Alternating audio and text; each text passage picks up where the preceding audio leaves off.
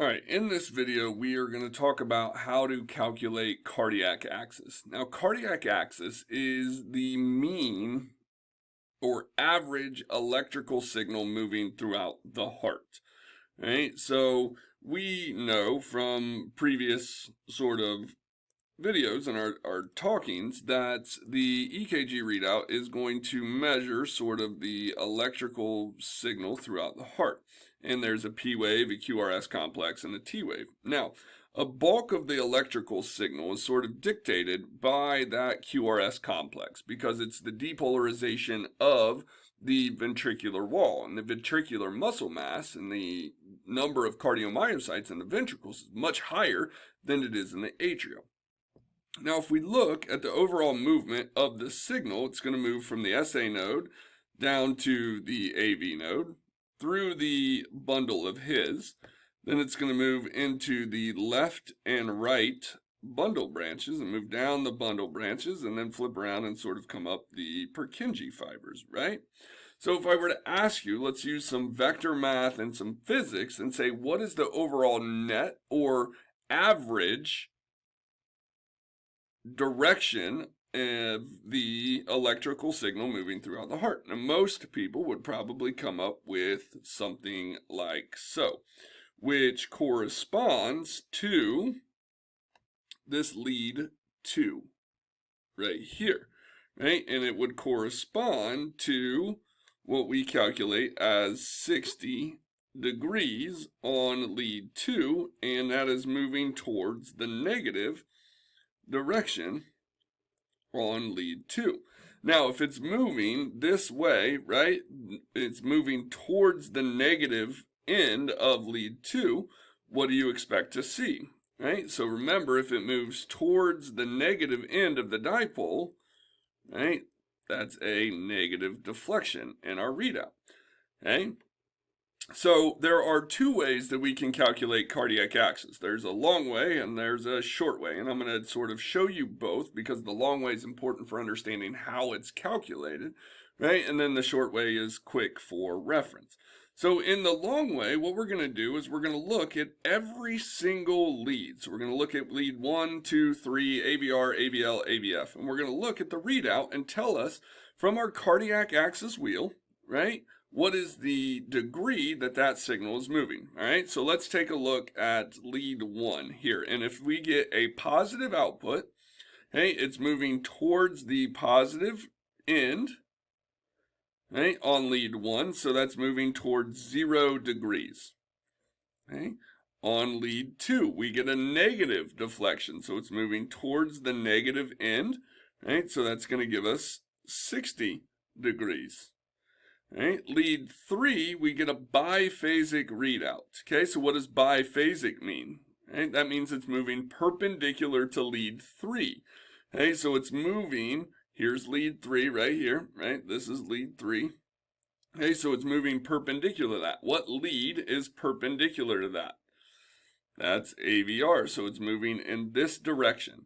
Okay, so we got to go look at AVR, and AVR gives us a negative readout, so it's saying it's moving in this direction on AVR, so that is 30 degrees.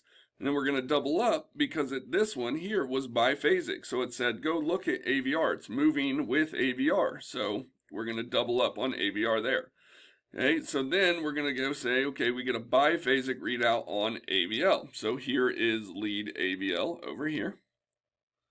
Okay, what lead is perpendicular to AVL? Well, that's lead 2. So we go look at lead 2, and that's going to say, okay, it's moving at 60 degrees. We already calculated that one.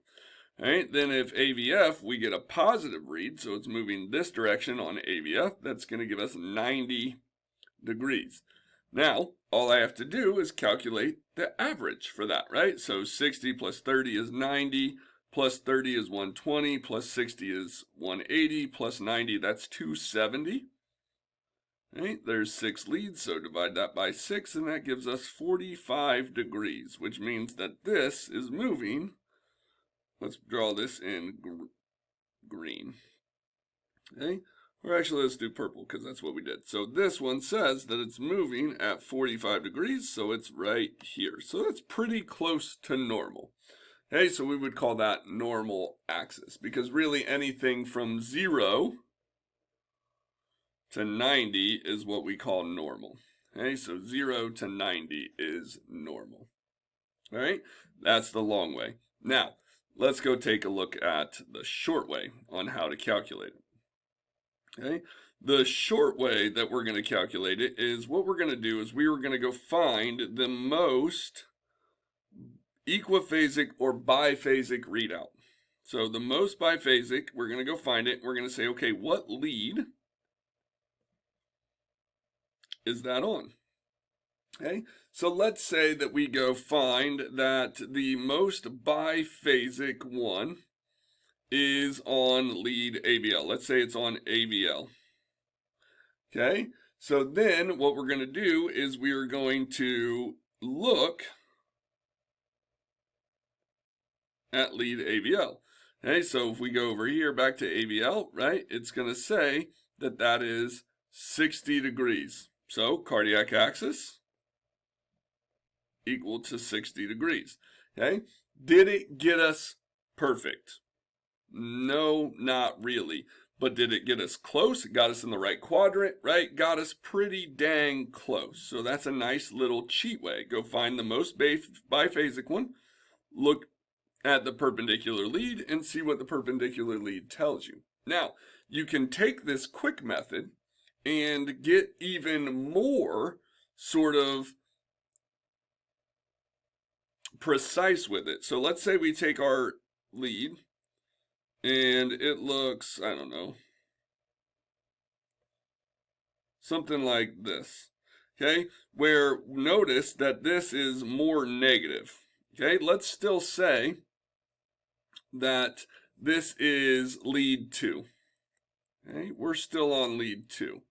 Okay, it's biphasic, so that means that it's at, we go look at AVL and it's at 60 degrees. Okay, it's at 60 degrees, so that would get us to 60. But we know that it's more negative than it is positive. Okay, so if it's more negative, right, we are going to move 15 degrees towards the more negative region of AVL, right? So we are going to move the axis 15 degrees away from where we got it. So we were at negative 60, okay? Right, now we're more negative on lead 2, okay?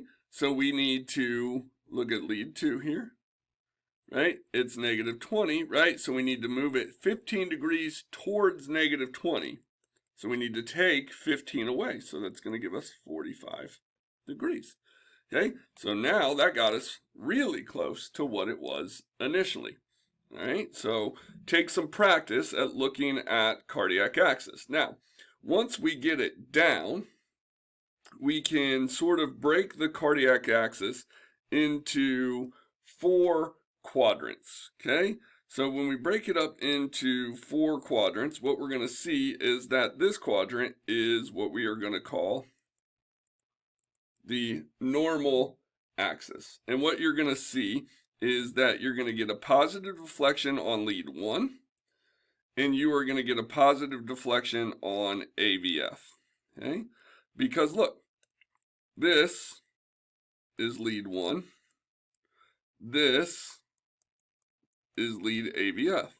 Okay, so if we sort of look at our cardiac axis wheel back up here, right?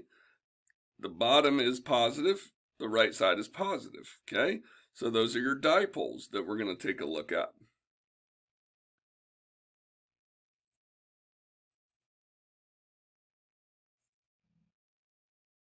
So we can come back here, right? This is our negative end of the dipole, positive end. This is the positive end over here.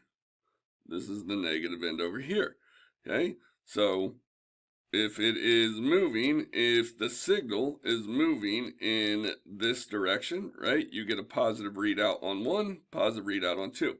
Okay, now what would happen, let's say, if we are over here in this region over here, right? This is called a right axis deviation. If you're in this quadrant here, it's called a right axis deviation. Okay. So what would you expect to see on lead 1 here? Right, you're moving in this direction now, right? So you're moving towards the negative end, so you're going to see a downward reflection, right? But you're still moving towards that positive end on AVF, right? So you're going to get an upward deflection on lead AVF. Okay. What about this quadrant up here? What do you think? You're going to get, this is what we call an extreme right axis deviation. Okay, so this one, you are going this direction. So you're going to get a negative deflection on lead 1. You're going to get a negative deflection on AVF. Okay, and then let's take a look at our last one here, last quadrant. Okay, this one up here, and this is what we refer to as a left axis deviation. Okay, so we have a left axis deviation. What are you going to see? We're moving in this direction. So we're going to get a positive deflection on lead 1, but a negative deflection on AVF, right? So there's another quick way at which you can at least get cardiac axis down into the specific quadrant that you are looking at. So again, take some practice looking at some EKGs or ECGs and seeing if you can determine cardiac axis.